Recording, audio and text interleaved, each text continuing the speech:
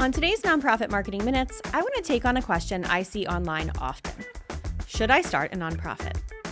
Starting your own nonprofit can be a powerful way to make an impact, but it's not always necessary or even really the best path forward depending on your goals, resources, and the existing nonprofit ecosystem in your area. So let's talk about when it makes sense to start your own nonprofit versus when it's better to collaborate or pursue other alternatives. Let's begin with when to start your own nonprofit. You'll want to do this if there is a clear unmet need. You've identified a problem or population that's not being effectively served by existing organizations.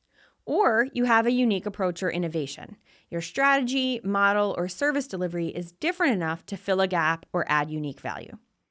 You'll also be ready to start a nonprofit if you know you're committed for the long term.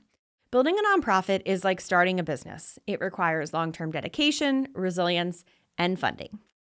You want to have startup capital and operational capacity, meaning that you've secured or can reasonably access funding, board members, volunteers, and administrative support.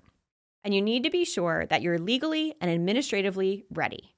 You're prepared to meet state and federal requirements, including bylaws, board governance, and 501c3 status. And one outside impact on potentially starting a nonprofit is whether or not you need a legal structure for fundraising. Grant makers, corporate sponsors, and individual donors will often require a nonprofit tax status to donate. So if your main goal is fundraising and you can check all those other boxes I just mentioned, then go ahead and get it going. Now let's talk about when starting a new nonprofit doesn't make sense. You'll want to avoid forming a new nonprofit when the mission overlaps with existing organizations.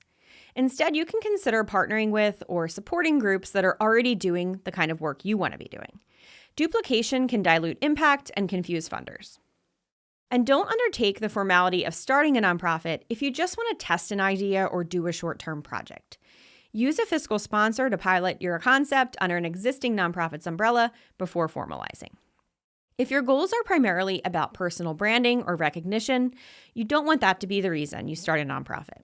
You can build thought leadership through advocacy, consulting, or writing without the administrative burden of launching and maintaining a brand new organization. You'll also want to avoid launching a new nonprofit if you lack the capacity for governance and compliance. A board of directors, financial oversight, IRS filings, and program evaluation are all required regardless of your cause and how much money you raise. So a small pet project that you bring to life in a new nonprofit can become a big project real quick.